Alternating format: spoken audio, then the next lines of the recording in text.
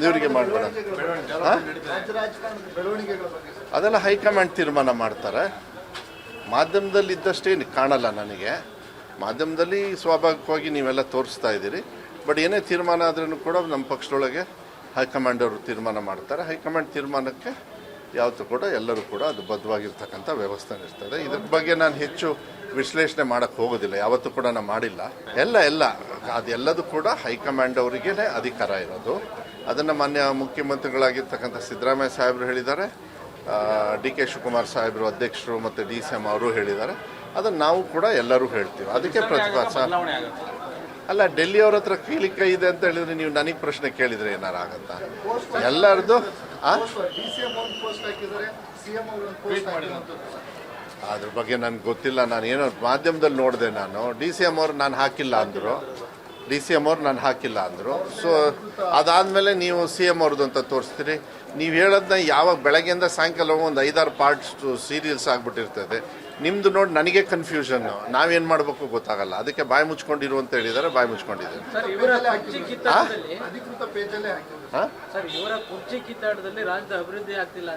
ಒಂದು ನಾನು ಹೇಳಲಿಕ್ಕೆ ಒಂದು ನಿಮಿಷ, ಇದನ್ನ ವಿರೋಧ ಪಕ್ಷದವ್ರು ಹೇಳೋದು, ನಮ್ಮ ಪಕ್ಷದವ್ರು ಯಾರು ಹೇಳ್ತಾ ಇಲ್ಲ. ವಿರೋಧ ಪಕ್ಷದವ್ರಿಗೆ ಇನ್ನೇನು ಕೆಲಸ? ಅವ್ರದ್ದು ಎಷ್ಟು ಬಾಗಿಲಿದಾವಂತ ಅವ್ರ ಪಕ್ಷಕ್ಕೆ, ಅವ್ರ ಬಾಗಿಲನ್ನ ನೋಡ್ಕೊಳ್ಳಿ. ಕರೆಕ್ಟ್ ತಾನೆ? ಅವ್ರ ಬಾಗಿಲನ್ನು ಅವ್ರು ನೋಡ್ಕೊಳ್ಬೇಕಾಗತ್ತೆ. ಆದರೆ ಒಂದು ವಿಶ್ವಾಸವನ್ನು ಕೊಡಲಿಕ್ಕೆ ಇಷ್ಟಪಡ್ತೀನಿ, ಕೆಲಸ ಕಾರ್ಯಗಳು ಚೆನ್ನಾಗಿ ನಡೀತಾ ಇದ್ದಾವೆ. ಏನೇನು ನಮ್ಮ ಡ್ಯೂಟೀಸ್ ಇದೆ ಅದು ಮುಖ್ಯಮಂತ್ರಿಗಳಿಂದ ಹಿಡಿದು ನನ್ನ ಶಾಸಕರಿರ್ಬೋದು, ಮಂತ್ರಿಗಳು ಇರ್ಬೋದು, ನಮ್ಮಂಥವ್ರು ನಮ್ಮ ಕೆಲಸಗಳನ್ನು ನಾವು ಎಲ್ಲರೂ ಕೂಡ ಅದನ್ನು ಹೇಳಿದ್ದಾರೆ.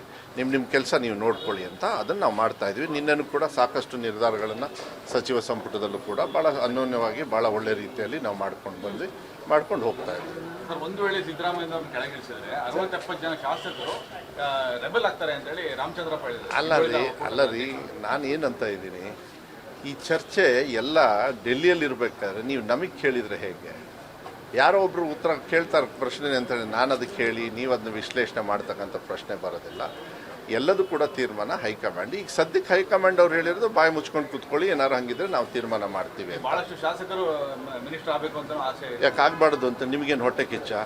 ಆಗಲಿ ತಗೊಳ್ಳಿ, ನಾವೇನು ಬೇಡ ಅಂತೀವ? ಅದೆಲ್ಲ ತೀರ್ಮಾನ ಹೈಕಮಾಂಡ್ ಅವ್ರು ಮಾಡ್ತಾರೆ. ಅದನ್ನೆಲ್ಲದೂ ಕೂಡ ನಾವು ಸ್ವಾಗತ ಮಾಡಬೇಕಾಗ್ತದೆ, ಯಾರೇ ಆಗಿದೆ.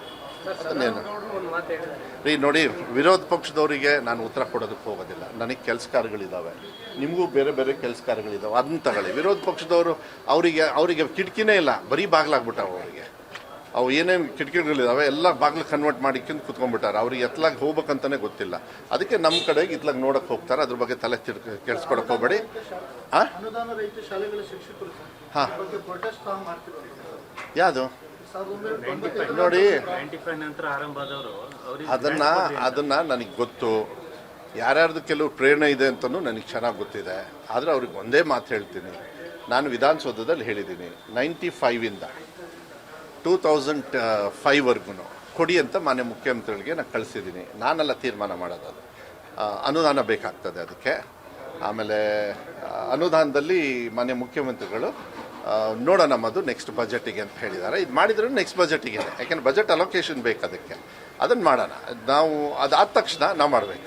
ಯಾಕೆಂದರೆ ಅಲ್ಲ, ನನ್ನ ಕಡೆಯಿಂದ ಏನಿಲ್ಲ, ಮಾನ್ಯ ಮುಖ್ಯಮಂತ್ರಿಗಳಿಗೆ ನಾವು ಕಳಿಸ್ಕೊಟ್ಟಿದ್ದೀವಿ. ಅವ್ರ ಅನುದಾನ ಬಂತು ಅಂತ ಹೇಳಿದರೆ ನಾನು ಮಾಡೋಕ್ಕೆ ನನಗೆ ಆಸೆ ಇದೆ. ನಾನು ಮಾಡಬೇಕು ಅಂತ ನನಗೂ ಕೂಡ ಆಸೆ ಇದೆ.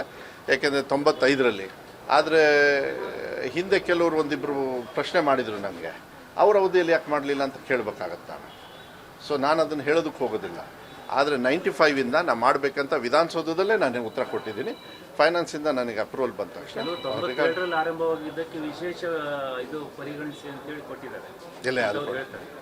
ಅವ್ರು ಹೇಳ್ತಾರೆ 97 ಅಲ್ಲಲ್ಲ, ಕಾನೂನೇ ಇಲ್ಲ ಅಂತ. ಒಂದು ನಿಮಿಷ, ಕಾನೂನೇ ಇಲ್ಲ ಅಂತ ಹೇಳಿದ್ರೆ ಹೆಂಗ್ರಿ ಕೊಡಕ್ ಬರುತ್ತೆ? ಸುಮ್ಮನೆ ಯಾಕೆ ಇದನ್ನೆಲ್ಲ ತಗೊಂಡ್ ಬರ್ಬೇಕು? ಇದು ಚರ್ಚೆ. ದೈಹಿಕ ಶಿಕ್ಷಕರು ನಮ್ಮ ದುರ್ಗಿಗುಡಿದು ಕೂಡ ಈಗ ಗೊತ್ತು ಅಲ್ಲ ಹೇಳಿದ್ದಾರೆ. ಅದೇನಂದ್ರೆ ಅವರಿಗೆ ಈಗ ರಿಕ್ರೂಟ್ಮೆಂಟ್ ಓಪನ್ ಮಾಡಿದ್ದೀವಿ. TET ಇಸ್ ಆನ್ 7th ಅನ್ಸುತ್ತೆ, 7th. ಅದಾದಮೇಲೆ ದೈಹಿಕ ಶಿಕ್ಷಕರು ಇವರು ಕೊರತೆ ಎಲ್ಲ ಕಡೆನೂ ಇರೋದ್ರಿಂದ, ಆಮೇಲೆ ಹೆಚ್ಚುವರಿ ಇದು ಟೈಮಲ್ಲಿ ಟ್ರಾನ್ಸ್ಫರ್ಸ್ ಆದಾಗ, ಆಮೇಲೆ ಈಗ ಟ್ರಾನ್ಸ್ಫರ್ಸ್ ಬೇರೆ ಸೀಸನ್. ಈಗ 7ನೇ ತಾರೀಕುವರೆಗೂ 5ನೇ ತಾರೀಕುವರೆಗೂ ಟ್ರಾನ್ಸ್ಫರ್ ಇದೆ. ಬಟ್ ಟ್ರಾನ್ಸ್ಫರ್ ಮಾಡಿ ಅವ್ರನ್ನ ಕಳಿಸ್ಬೇಡಿ ಅಂದಿದ್ದೀನಿ. 3 ತಿಂಗಳು ಇಲ್ಲೇ ಇರಬೇಕು, ಈ ಅಕಾಡೆಮಿಕ್ ಇಯರಿಗೆ ಕಳಿಸ್ಬೇಡಿ. ಅದಾದಮೇಲೆ ಅನ್ನಿಸ್ತು ಅವಾಗ ಏನಾಗುತ್ತೆ, ಏನೂ ಗೊಂದಲ ಆಗೋದಿಲ್ಲ. ಅವ್ರಿಗೇನು ಟೀಚರ್ಸ್ ಬೇಕೋ ಅದನ್ನು ಅಲ್ಲ 1 ವರ್ಷ ಹೌದು, ಶಿಕ್ಷಕರ ಕೊರತೆನೇ ಇದೆಯಲ್ಲ, ನಾನೇ ಒಪ್ಕೊಳ್ತಾ ಇದ್ದೀನಿ ಮುಂಚೆಯಿಂದನೂ ಕೂಡ. ಅಲ್ಲ ಇಲ್ಲ ಡೆಪ್ಯುಟೇಷನ್ ಯಾರ್ದು ಮಾಡಿಲ್ಲ, ನಾನು ಹೇಳ್ತಾ ಇದ್ದೀನಿ. ಅದೇ ಅದು ಡೆಪ್ಯುಟೇಷನ್ ಇದ್ರೊಳಗೆ ಕೆಲಸದ ಈ ತೊಂದರೆ ಇದು. ಆಕ್ಚುಲಿ ಡೆಪ್ಯುಟೇಷನ್ ಒಂದು ಅದು ಯಾಕೆಂದ್ರೆ ಶಾರ್ಟೇಜ್ ಆಫ್ ಟೀಚರ್ಸ್. ಸೊ ನಾನು ರಿಕ್ರೂಟ್ಮೆಂಟಲ್ಲೇ ಅವ್ರನ್ನ ತಗೊಂಡ್ಬಿಟ್ರೆ ಪರ್ಮನೆಂಟ್ ಸೊಲ್ಯೂಷನ್ ಆಗ್ತದೆ. 100% ಅದಕ್ಕೆ ಡೆಪ್ಯುಟೇಷನ್ ಮಾಡೋದು ನಾವು. ಎಲ್ಲಿ ತುಂಬ ಜನರಿದ್ದಾರೆ ಬಟ್ ಅಲ್ಲಿ ಬಿಟ್ಕೊಡ್ಲಿಲ್ಲ ಅಂದಾಗ ತೊಂದರೆ ಆಗ್ತದೆ. ಇದಕ್ಕೆಲ್ಲದಕ್ಕೂ ಇತಿಶ್ರೀ ಹಾಡಬೇಕಂದ್ರೆ ಬೇಗ ಈ ಪ್ರೋಸೆಸ್ ಮುಗಿಸ್ಬಿಡ್ಬೇಕು. TET ಆಗಬೇಕು, ಅದಾದಮೇಲೆ CET ಆಗಿ ಅವರಿಗೆ ಬೇಗ ಅವರಿಗೆ ಇದು ಕೊಟ್ಟರೆ ಅವಾಗ ಟೀಚರ್ಸ್ನ ಈ ಒಂದು ಹದ ಬರುತ್ತೆ. ನೀವೇನು ವರಿ ಮಾಡಬೇಡಿ, ಯಾಕೆಂದರೆ 18,000 ಟೀಚರ್ಸ್ ಇನ್ಕ್ಲೂಡಿಂಗ್ ಏಡೆಡ್ ಸ್ಕೂಲಲ್ಲಿ ತೊಗೊಳ್ತೀನಿ ಅಂತ ನಾನೇ ಕೂಡ ಹೇಳಿರೋದ್ರಿಂದ ಅದರಲ್ಲಿ ಇಂಥ ಎಮರ್ಜೆನ್ಸಿ ಇರ್ತಕ್ಕಂಥದ್ದನ್ನು ಮಾಡ್ತೀವಿ. ಬೇರೆದು ಬೇಕಾದ್ರೆ ನಾವು ಅತಿಥಿ ಶಿಕ್ಷಕರಲ್ಲಿ ಮ್ಯಾನೇಜ್ ಮಾಡ್ಬೋದು. ಈ VT ಟೀಚರ್ಸ್ ಅತಿಥಿ ಶಿಕ್ಷಕರ ಕ್ಯಾಟಗರಿಗೆ ಬರಲ್ಲ, ಅದೇ ಪ್ರಾಬ್ಲಮ್ ಆಗಿದೆ. ಇಲ್ಲಾಂದರೆ ಕೊಟ್ಬಿಡ್ತಿದ್ದೆ. ಬಟ್ ಇವರಿಗೆ ನಾನು ಎಲ್ಲಾದರೂ ಒಂದು ಸೊಲ್ಯೂಷನ್ ನೋಡಿ, ಯಾಕೆಂದ್ರೆ ದುರ್ಗಿಗುಡಿ 100 ವರ್ಷ ಮತ್ತು ಮಕ್ಕಳು ಭಾಳ ವಿಶ್ವಾಸದಿಂದ ಹೋಗಿ ಎಜುಕೇಷನ್ ತೊಗೊಳ್ತಾರೆ. ಅದನ್ನು ನಾನು ಡಿಸಿಷನ್ ತೊಗೊಂಡು ಬೇಗ ಕೊಡ್ತೀನಿ. ಮಕ್ಕಳು ಕೂಡ ಸ್ಟ್ರೈಕ್ ಮಾಡಿದ್ದು ನನಗೆ ಗೊತ್ತಿದೆ. ಅದನ್ನ ನಾನು ಆದಷ್ಟು ಬೇಗ ನಾನು ಸರಿ ಮಾಡ್ಕೊಳ್ತೇನೆ. ಇಲ್ಲ ನಾನು ಅದು ಸರಿ ಮಾಡ್ಕೊಡ್ತೇನೆ ಆದಷ್ಟು. ಹಾಂ 18 ಅಂದರೆ 12,000 ಅದರೊಳಗೆ PT ಟೀಚರ್ಸ್ ಇರ್ತಾರೆ. ಬೇರೆ ಎಲ್ಲೆಲ್ಲಿ ಕೊರತೆ ಇದೆಯಲ್ಲ ಎಲ್ಲದೂ ಕೂಡ ಕ್ಯಾಟಗರಿ ತೊಗೊಳ್ತೀವಿ ಅದನ್ನ. ಓಕೆನಾ? Right.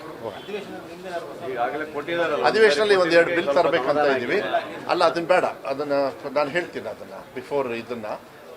I think something in the interest of ಇದು ಬೇಸಿಕಲಿ ಐ ಥಿಂಕ್ ಮೇಯ್ನ್ ಆಗಿ ಶಿಕ್ಷಣ ಇಲಾಖೆಯ ಶಾಲೆಯ ಪ್ರಾಪರ್ಟಿನ ಸೆಕ್ಯೂರ್ ಮಾಡೋದಕ್ಕೆ ಒಂದು ಬಿಲ್ ಪಾಸ್ ಮಾಡಬೇಕು ಅಂತ ಹೇಳಿದ್ವಿ.